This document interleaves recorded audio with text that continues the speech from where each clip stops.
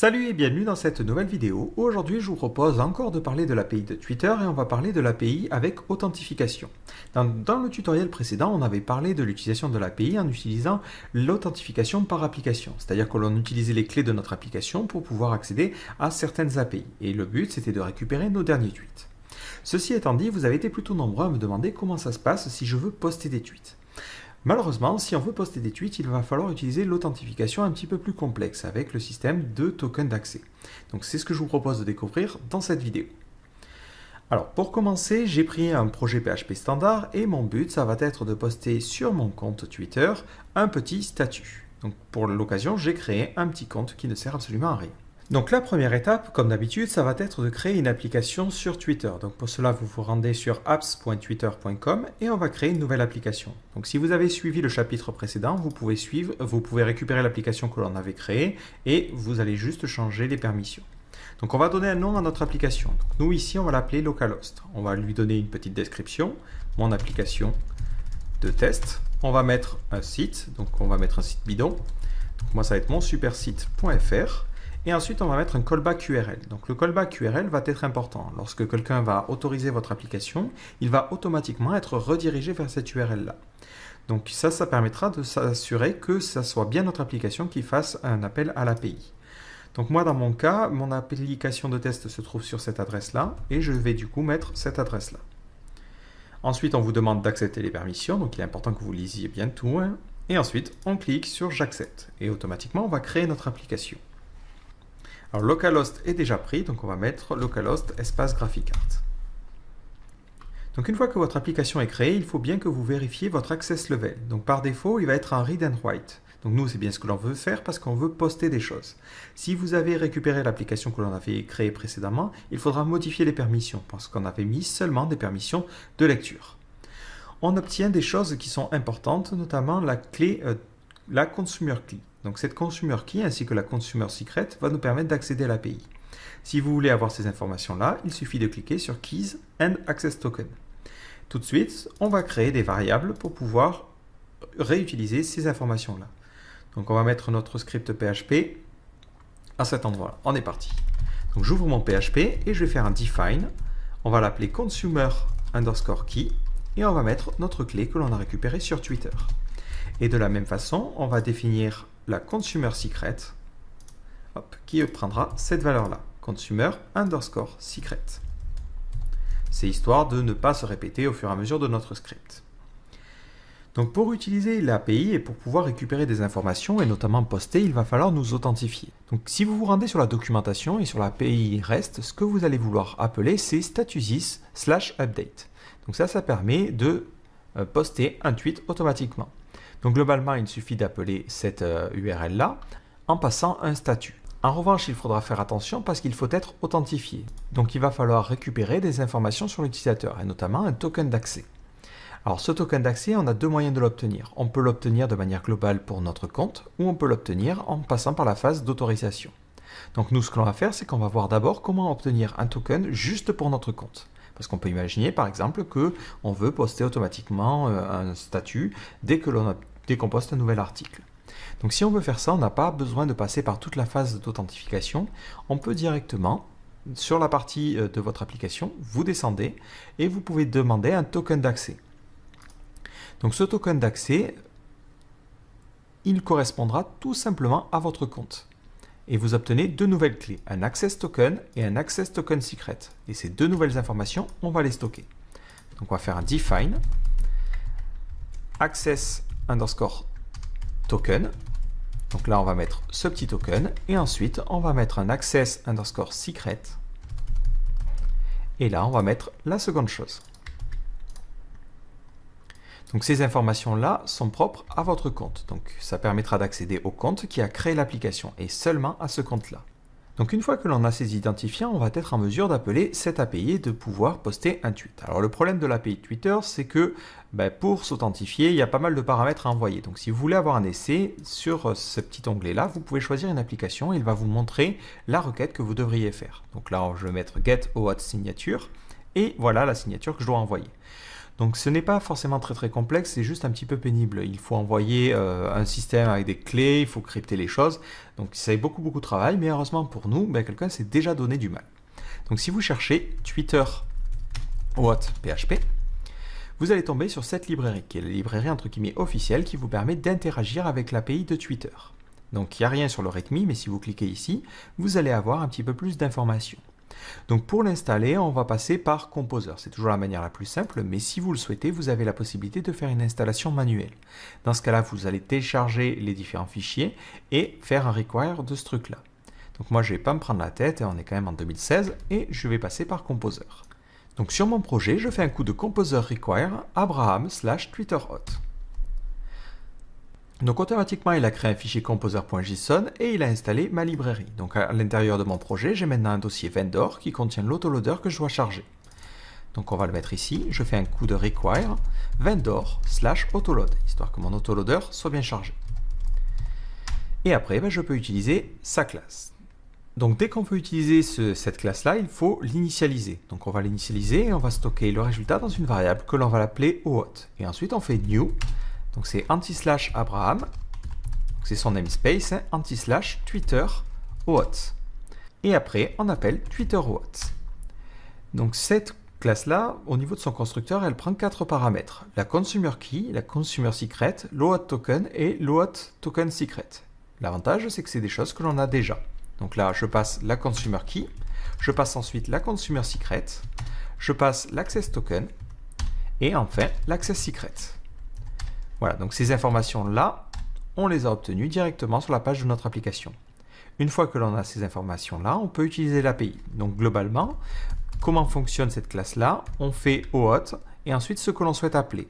Donc get si on souhaite appeler quelque chose en get et post si on souhaite appeler quelque chose en post. Nous, dans notre cas, on avait vu sur l'application de Twitter, donc je vais revenir un cran en arrière, c'est en post. Et ensuite, il nous demande le endpoint. Le endpoint, c'est globalement juste l'URL qui est indiqué ici. Donc là, hop, je mets ce chemin-là, suivi des paramètres. Et les paramètres, c'est un tableau. Donc l'ensemble des paramètres disponibles pour cette API est disponible là. Donc nous, on veut juste poster un tweet. Donc rien de plus simple, il nous suffit juste de passer un statut. Donc je passe un statut et on va mettre « Salut les gens ». Voilà. Et ce que je vais faire, c'est que je vais faire un var dump de ce truc-là pour voir un petit peu le résultat que l'on obtient. Donc l'avantage, c'est que si jamais vous avez envie de poster un tweet sur votre compte, c'est la seule opération que vous avez besoin de faire. Maintenant, je vais me rendre sur mon application et je vais actualiser la page. Donc je vois que j'obtiens un objet qui contient différentes informations sur mon tweet, et notamment un ID. Si je regarde sur ma page Twitter, hop, je vois que je viens de poster « Salut les gens ». Si je souhaite supprimer mon tweet, par exemple, rien de plus simple, je regarde dans l'API ce qui est disponible. Donc j'ai déjà fait un petit coup de recherche, on a cette petite URL là, donc destroy/l'id. Si je veux supprimer un tweet, j'appelle status/destroy/ l'id que je souhaite supprimer. Et c'est tout. Donc là, hop, je n'oublie pas de bien fermer les parenthèses, et si j'actualise ma page, hop, ça va supprimer automatiquement le dernier tweet que j'ai envoyé. Et si je réactualise ma page Twitter, je vois que je n'ai plus ce tweet là. Impeccable. Donc globalement, c'est tout ce que vous avez à faire si vous avez besoin d'interagir avec l'API de Twitter. Donc avec ce token d'accès, vous pouvez appeler n'importe quoi. Si vous voulez récupérer le profil de l'utilisateur, il faudra appeler, c'est verify_credentials. Donc on va essayer de faire ce petit appel là. Donc cette fois-ci c'est en get et on appelle account/verify_credentials. Et hop, on supprime tout ça. Donc je réactualise ma petite page et là je vois les informations sur mon compte. J'ai notamment accès à mon nom d'utilisateur et après à différentes informations. Donc histoire que ça soit un petit peu mieux formaté, je vais utiliser un petit coup de près juste avant et après. Hop. Voilà, histoire qu'on s'y repère un petit peu mieux. Par contre c'est centré, donc on va mettre un style égal texte à ligne. Voilà. Voilà, donc ça nous permet de un petit peu mieux voir les choses et on obtient notamment donc notre pseudo et des différentes informations sur le compte. Alors faites attention, si jamais vous comptez utiliser Twitter pour par exemple récupérer des emails d'utilisateurs, il faut savoir que l'API ne vous fournit pas cette information-là. Vous avez beau chercher, vous ne l'obtiendrez pas. Donc si vous voulez faire une connexion via Twitter, la seule chose que vous pourriez récupérer, c'est le nom de l'utilisateur globalement, le nom de son compte et son ID. C'est les seules informations qui vous permettront d'identifier quelque chose. Voilà, alors ce que je vais faire, c'est que je vais tout de suite me créer une petite fonction pour faire ça de manière automatique parce que je vais en avoir besoin à différents endroits. Donc je vais créer une nouvelle fonction que je vais appeler debug, voilà, qui prendra en paramètre une variable et qui fera ce que je viens de faire. Voilà, c'est juste histoire de ne pas se répéter à chaque fois. Donc ça, c'est le cas le plus simple, si jamais on veut interagir avec notre compte, celui qui a créé l'application. Mais comment ça se passe si jamais vous voulez interagir avec d'autres comptes utilisateurs? Par exemple, créer un bouton se connecter avec Twitter et récupérer l'ID du compte Twitter. Donc dans ce cas-là, on n'aura pas accès à ces deux informations, le access token et le access secret. Il va falloir l'obtenir. Donc du coup, on va modifier notre initialisation et on se retrouve avec ces informations-là. On a juste accès à notre consumer key et notre consumer secret. Et ce que l'on souhaite faire, c'est authentifier l'utilisateur. Donc pour cela, il va falloir obtenir d'abord les deux tokens, access token et access secret. Donc dans l'API, il faut vous rendre dans la documentation et on ne va pas aller dans la REST API, mais on va aller dans la OAuth API. Et ensuite, vous allez dans Overview. Et on vous montre différents cas d'utilisation et on va prendre le premier qui est la connexion via Twitter. Donc je vous fais ça et je vais volontairement sur la documentation pour vous expliquer un petit peu aussi comment rechercher les informations et comment savoir comment faire les choses. Donc la première étape que l'on doit faire, c'est obtenir un token d'accès. Donc globalement, on va obtenir deux choses. Les deux choses dont on avait besoin, c'est le OAuth token et le OAuth token secret. Donc on va le faire, mais en utilisant notre petit système. Donc c'est OAuth. Et si jamais vous voulez obtenir des informations concernant l'OAuth, ce n'est pas via GET ou POST, mais c'est via OAuth. Donc vous voyez qu'il y a deux méthodes, OAuth 1 et OAuth 2. Donc nous, on va utiliser OAuth 1. En premier paramètre, on doit préciser le path. Donc le path, c'est ce qui est indiqué dans la documentation. C'est OAuth/request token. Donc là, c'est OAuth/request _ token. Si on regarde, on voit que dans les paramètres, on a la possibilité de lui passer un callback. Donc le callback, ça va être l'URL vers lequel on va rediriger. Donc nous, on ne va pas se compliquer la vie, on va rediriger vers la page courante. Donc on est parti, on va mettre OAuth _ callback et ça sera l'URL en cours. Donc là, on va la mettre en dur, ça sera http://monsupersite.fr 2.8080. Donc après, vous adaptez suivant vos cas. Globalement, vous pouvez mettre n'importe quelle URL. Alors, si vous regardez au niveau de votre application Twitter, donc je vais me re-rendre sur cette page-là. Lorsque vous allez dans les settings, tout en bas, vous devez cocher cette case. Autoriser l'application à faire un sign-in via Twitter. Donc ça, c'est normalement coché par défaut. Et vous avez la possibilité de bloquer le callback URL. C'est-à-dire que si ici, je mets par exemple localhost 2.8080, ça redirigera vers cette URL-là. Et c'est différent de celle que j'ai précisée ici. Vu que j'ai décoché cette case-là, ça ne lui posera pas de problème. Ceci étant dit, lorsque vous avez une application en production, vous allez véritablement bloquer le callback URL. Ça permettra à personne d'utiliser votre API à votre place et de faire un faux callback URL. Ça vous permettra d'avoir une sécurité supplémentaire. Nous, on est en phase de développement, donc on va laisser décocher par défaut. Voilà, donc automatiquement, lorsque l'on fait un appel à cette API-là, on va récupérer les informations. Donc on va créer une nouvelle variable response et ensuite on va la débugger, histoire de voir un petit peu qu'est-ce qui la compose. Donc je vais actualiser ma page et ça va me donner le token d'accès et le token secret. Donc ces informations-là, il va falloir que je les sauvegarde parce qu'elles vont être utiles tout au long de mon application. Donc pour les sauvegarder, je vais les sauvegarder en session. Donc ces tokens, si on lit la documentation, ils sont temporaires. Alors je ne sais plus où c'est précisé, mais globalement ce sont des tokens qui sont temporaires, qui vont servir ensuite pour les prochaines requêtes. Et après, avec ces tokens-là, on va pouvoir obtenir des choses un petit peu plus poussées. Donc on va stocker les deux informations. Donc on va faire un coup de session _ start pour démarrer notre session PHP. Et on va sauvegarder le OAuth token, qui est donc dans response OAuth token. Et ensuite, on va aussi sauvegarder le OAuth token _ secret. Donc là, je vais sélectionner ces deux endroits-là et mettre _ secret. Donc une fois que l'on a ces informations, on peut passer à l'étape numéro 2, rediriger l'utilisateur. Donc pour rediriger l'utilisateur, on va devoir appeler cette page-là, qui va nous renvoyer une URL. Et on va lui passer un paramètre, l'OAuth token. Donc avec notre objet OAuth, on va pouvoir faire un OAuth et on fait appel à la méthode URL.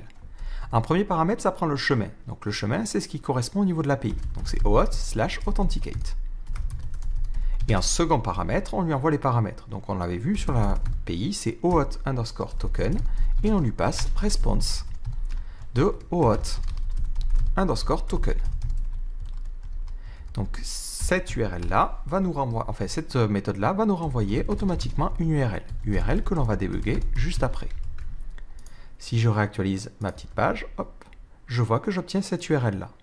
Si je me rends sur cette URL, hop, on va me demander de me connecter via Twitter.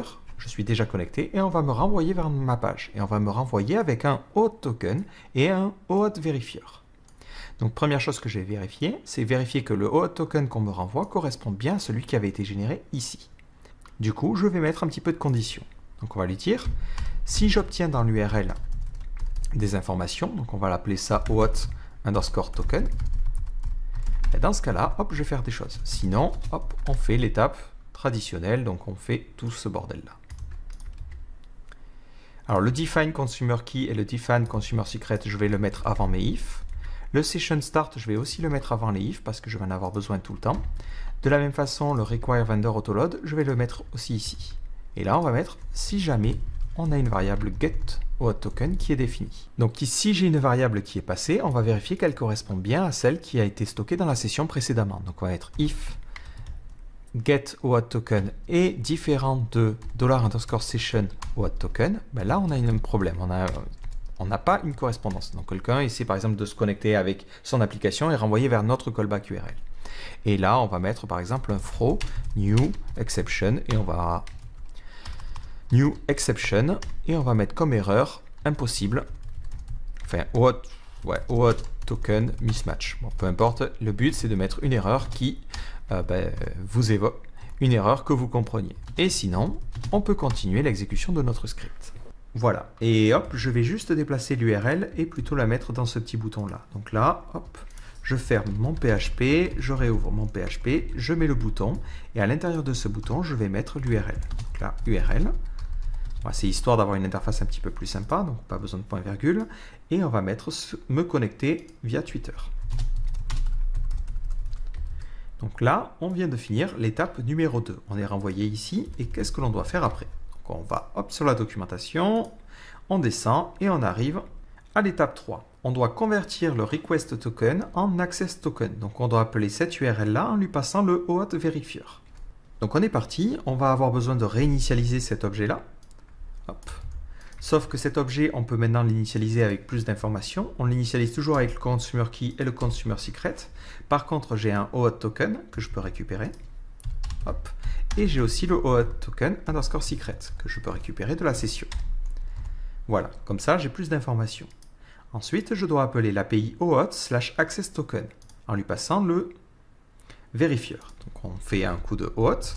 Donc on pourrait l'appeler connexion, hein, mais je préfère l'appeler OAuth vu que ça correspond plus à l'objet. Sur la documentation de Twitter OAuth, si vous regardez hop ici, eux ils ont tendance à l'appeler connexion. Mais après je trouve que c'est pas forcément un nom qui est très évocateur. Mais après ne vous sentez pas obligé de suivre ce que je fais à la lettre évidemment. Donc cette fois-ci j'appelle la méthode OAuth, je lui passe en premier paramètre le chemin, donc ça va être OAuth/access_token, et je vais lui passer le verifier, OAuth_verifier, et le verifier c'est ce que je récupère dans l'URL. Donc c'est $_get OAuth_verifier.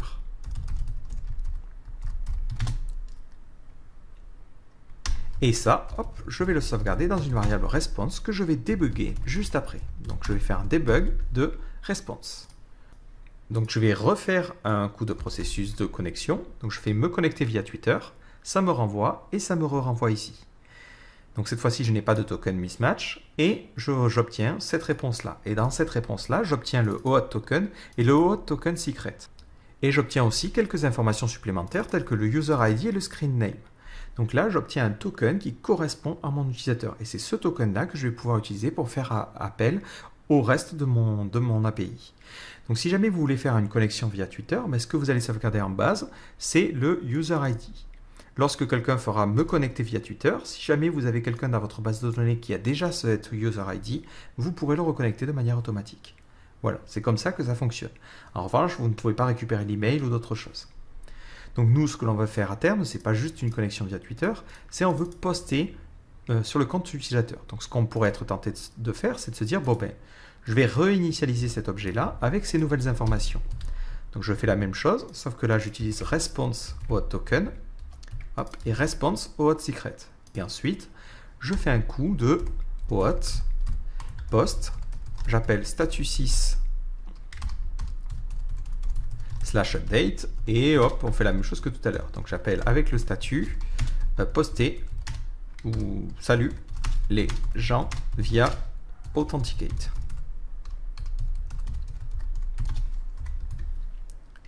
Et je vais débugger, allez, la réponse que j'obtiens là, donc on va l'appeler message, ou plutôt statut, ça sera plus logique. Et je vais la débugger à cet endroit-là. Voilà, alors juste, c'est statut avec un S, je me suis trompé, avec un S partout. Voilà, donc je vais réactualiser la page sans passer de token. On va me demander de me connecter via Twitter. Je vais être redirigé et automatiquement, je vais poster. Donc là, je me tape une petite erreur, mais parce que j'ai réactualisé 2 fois comme un boulet, mais je vois que ça me fait « Salut les gens » via Authenticate. Donc on ne m'a à aucun moment demandé des permissions concernant mon application pour la bonne et simple raison que c'est mon application et du coup mon compte l'a déjà autorisé. Si jamais on veut présenter à l'utilisateur la demande d'autorisation, ce que l'on peut faire c'est la forcer. Donc pour la forcer, la seule chose que vous aurez à modifier c'est cette partie-là. Plutôt que de mettre Authenticate, vous allez mettre Authorize. Si vous mettez ça, et que vous enlevez toute cette partie token, lorsque vous allez faire un me connecter via Twitter, on présentera à l'utilisateur ce panneau d'autorisation, même s'il a déjà accepté. On le présentera tout le temps. Et ensuite, il clique sur autoriser l'application et vous allez être redirigé toujours avec les mêmes choses, vers le OAuth token et vers le OAuth vérifieur et après vous avez toutes ces informations-là.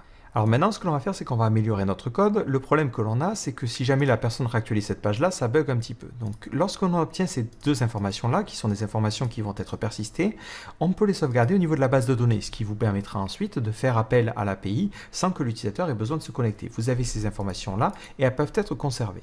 Donc moi, je n'ai pas accès à une base de données ici, donc je vais simplement le faire dans la session. Donc je vais sauvegarder dans la session une valeur, une information qui va s'appeler authentified, et on va mettre true.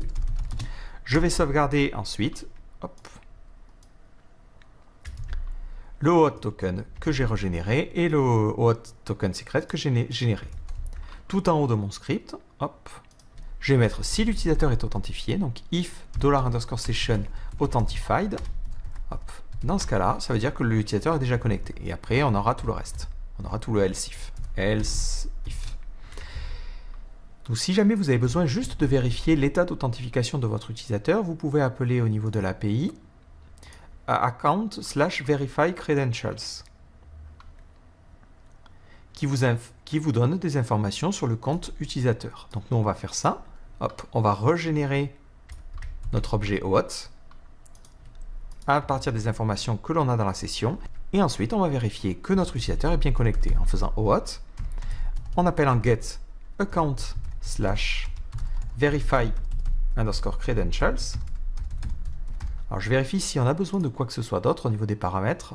Non, on n'a pas besoin d'autres paramètres, donc on va juste laisser comme ça. Et on va sauvegarder ça dans une variable que l'on va appeler account et que l'on va débugger juste ensuite. Maintenant, on va faire une dernière tentative d'authentification de A à Z. Donc, je retire tous mes paramètres. Alors, il me dit, cet identifiant-là n'existe pas. Donc, on va rajouter un reset, forcément. Sinon, on ne va pas aller bien loin. Je me connecte via Twitter. J'autorise mon application. Parce que là, j'ai mis l'authorize, donc ça force la panneau d'autorisation. Je tombe toujours sur la petite erreur parce qu'on me dit que je ne peux pas poster les informations parce que je suis arrivé jusqu'ici. Donc, on va retirer ce poste-là.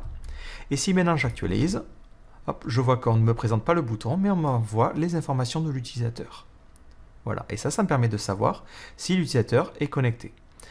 Si jamais vous regardez au niveau de l'API, vous pouvez vous dire, attends, tout à l'heure tu nous as dit que l'email n'était pas possible, alors que là je vois un paramètre include email qui peut être mis à true. Donc on se dit, on n'est pas bête, on va mettre ce paramètre à true. Si on fait ça et qu'on réactualise la page et qu'on cherche email ou même mail, on voit qu'on n'obtient rien. En fait, il faut lire un petit peu au-dessus. Il y a une information qui est importante, c'est que si vous avez envie de récupérer les emails utilisateurs, il faut demander de whitelister notre application. Donc là, c'est un processus un petit peu plus compliqué, mais globalement, ça vous permettra ensuite de récupérer les emails. Donc moi, c'est pas quelque chose que je fais parce que j'ai aucune garantie que mon application se fait whitelister. Mais si jamais vous avez absolument besoin des emails utilisateurs, il faudra passer par cette étape-là. Et là, c'est une étape manuelle, donc je ne peux pas vous montrer ce que ça donne en live.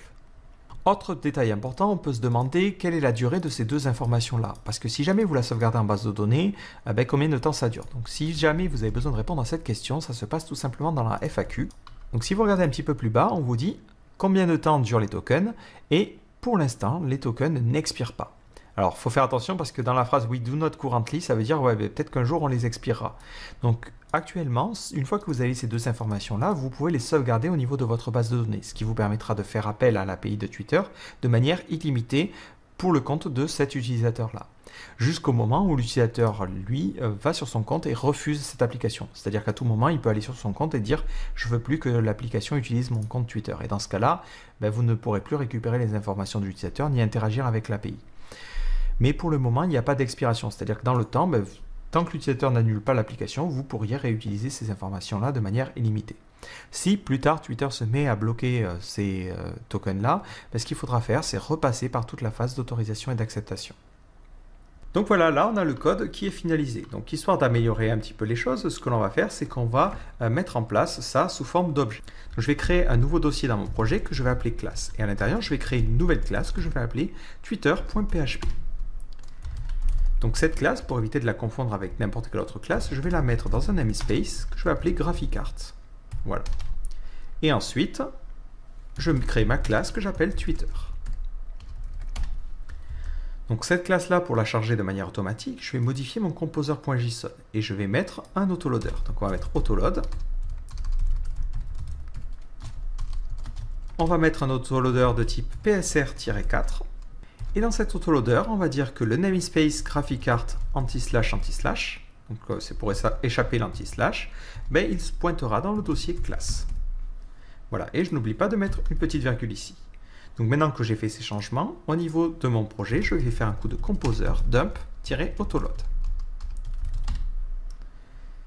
Donc au niveau de ma classe, je vais réfléchir un petit peu de quoi j'ai besoin pour l'initialiser. Donc pour l'initialiser, la seule chose qui va dépendre d'un projet à l'autre, globalement, c'est la consumer key et la consumer secret. Donc ces deux informations-là, je vais les mettre au niveau de mon constructeur. Donc on est parti, public, function, __ construct, et elle prendra deux paramètres. Le premier, ça sera la consumer key, et le second paramètre, ça sera le consumer secret. Et ces deux paramètres, j'en aurai besoin un petit peu partout dans ma classe. Donc je vais créer deux variables privées, deux variables d'instance, que je vais appeler consumer_key et consumer_secret. Et ces deux variables-là, je vais les initialiser au niveau de mon constructeur. Donc je vais faire this consumer_secret égale $consumer_secret et this consumer_key égale consumer_key. Voilà. Donc une fois que j'ai cette classe-là, je vais pouvoir l'utiliser dans mon projet. Donc à cet endroit-là, j'ai défini mes deux variables, mes deux constantes. Je fais un session start, je require mon vendor autoload et je vais charger ma classe Twitter en faisant Twitter égale new GraphiCart anti/Twitter et je lui passe en premier paramètre donc la consumer key et ensuite la consumer secret.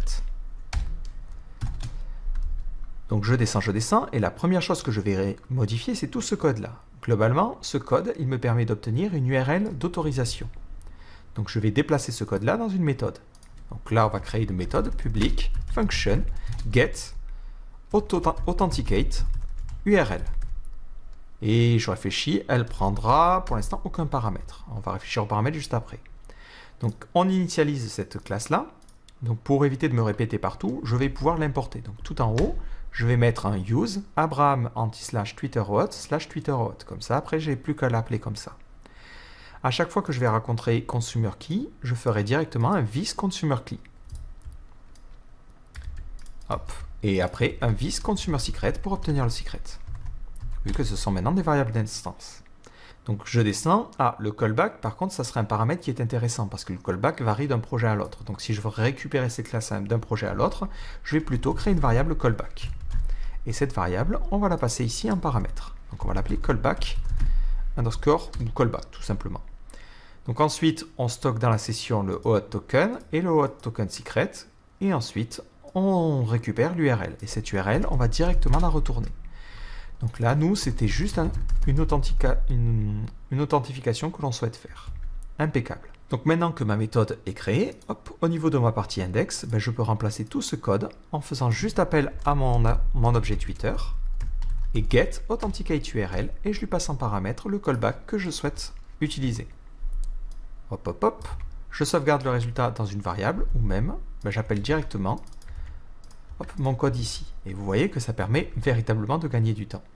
Donc si je me rends hop, sur ma page là, donc je vais conserver ma session, hein, c'est le petit problème. Donc je vais aller dans la partie ressources, hop, je vais aller dans la partie hop, cookie et je vais supprimer le cookie qui permet à PHP de connaître ma session. Si je fais ça, hop, je perds ma session PHP et je me retrouve avec le me connecter via Twitter. Et en bas, on voit que l'URL est la bonne. Donc lorsque je vais être redirigé, je vais être redirigé ici. Donc tout ce bout de code là, hop, je vais le couper et le mettre dans une autre méthode. Donc là, on va l'appeler public function get access token. Je passe en revue mon code, je vérifie que les deux éléments correspondent correctement, impeccable. Ensuite, j'appelle ça. Alors là, je vais avoir besoin de changer ces différentes informations. Ça sera this consumer underscore key et en dessous, hop, consumer underscore secret. Voilà, c'est la variable d'instance qui contient les informations de mon application. Ça, je n'ai pas besoin de le mettre vu que je l'ai déjà importé tout en haut. Et après, ça me semble correct. Donc là, on peut réfléchir et se demander, est-ce que ça ne serait pas plutôt pertinent au niveau de cette méthode, donc ça serait this get access token. On peut se demander, est-ce que ça ne serait pas pertinent de lui envoyer directement les paramètres que l'on récupère en get, pour la bonne et simple raison que si jamais on a une redirection ou des choses comme ça, ben ces paramètres-là pourraient être modifiés. Si on fait ça, ben ce qui est un petit peu plus pénible, c'est qu'on a un peu plus de code à écrire là. En revanche, ben ça permet d'avoir un code qui est le plus séparé possible parce qu'il n'a pas besoin de savoir comment sont routés les paramètres. Donc moi, je préfère séparer. Donc on va créer deux paramètres, token et verifier. Là, ici, on n'aura plus besoin de récupérer les paramètres en get. On vérifiera juste que token soit bien égal à OAuth token. Et à cet endroit-là, hop, on envoie juste le verifier. Et à la fin, hop, ben plutôt que de tout sauvegarder dans la session, on retourne la réponse. Hop, qui va contenir du coup les informations dont on a besoin. Donc à cet endroit-là, hop, ben je vais devoir lui passer deux paramètres, le OAuth token et le OAuth underscore verifier. Donc là, ben, je récupérerai les tokens que j'ai récupérés depuis l'API. Et ensuite, je ferai token. Donc ça serait OAuth underscore token pour le token normal. Et pour le secret, ça serait OAuth underscore token underscore secret. Donc après, ben, libre à moi de faire ce que je veux de ces informations-là, soit de les sauvegarder en base de données, soit tout simplement de les sauvegarder en session pour pouvoir les réutiliser plus tard. Donc là, je vais juste mettre un coup de debug, histoire de voir hop, que j'obtiens bien les informations. Donc après, ben, on peut imaginer agrémenter un petit peu notre classe. Par exemple, si je veux faire un verify credentials, ben, je vais créer une nouvelle méthode, public function verify credentials, qui prendra deux paramètres, un token et un token secret, qui ensuite fera toujours appel à mon objet de Twitter OAuth, qui prendra en paramètre le consumer secret, donc this consumer key, ensuite this consumer secret. En troisième paramètre, ça sera le token que je lui passe. En dernier paramètre, hop, le secret. Et ensuite, ça fera directement ça. Hop, return ce bordel-là. Et je mets un include email si jamais j'ai besoin de l'email. Voilà. Voilà. Donc dans mon cas ici, je vais faire directement un debug Twitter verify credentials et je lui passe le token, donc ça sera token OAuth underscore token, et je lui passe ensuite le secret qui sera token OAuth underscore secret. Voilà, hop. Et c'est tout ce que j'ai à faire pour le moment. Donc je vais faire un petit coup de me connecter via Twitter. Je suis redirigé vers mon application et je tombe sur une petite erreur pour la bonne et simple raison que ici c'est OAuth token underscore secret. Voilà, donc je reviens en arrière. Je fais un petit coup de me connecter via Twitter. Je suis redirigé vers mon application et cette fois-ci, je vois que j'obtiens bien mes informations et que du coup, je peux continuer à les utiliser. Voilà, donc après, c'est un exemple de classe. On pourrait faire quelque chose d'un petit peu plus poussé. À vous d'organiser suivant vos besoins et comment vous souhaitez réutiliser la classe d'un projet à l'autre. Mais ça vous donne déjà une petite organisation pour alléger un petit peu votre code. Voilà, après, n'hésitez pas, l'avantage c'est si vous utilisez un IDE à écrire un petit peu de documentation histoire que votre classe ait un petit peu plus de sens et soit plus facile à lire pour quelqu'un qui ne la connaisse pas. Voilà, donc j'espère que cette vidéo vous aura permis de mieux comprendre un petit peu comment fonctionnait l'API de Twitter. Donc globalement, si jamais vous voulez interagir seulement avec votre compte pour poster des informations, vous avez vu, c'est simple parce qu'on peut obtenir un token d'accès et un token secret directement depuis notre application. En revanche, si on veut poster sur les comptes d'autres utilisateurs, il va falloir passer par la phase d'autorisation et d'authentification. Donc cette phase, au final, elle est relativement simple à condition de bien lire la documentation et de suivre les étapes les unes après les autres. Donc comment ça fonctionne? Dans un premier temps, on va obtenir des tokens temporaires. Ces tokens temporaires vont ensuite nous permettre de faire appel à l'API Authenticate ou Authorize. Cette API va nous donner une URL.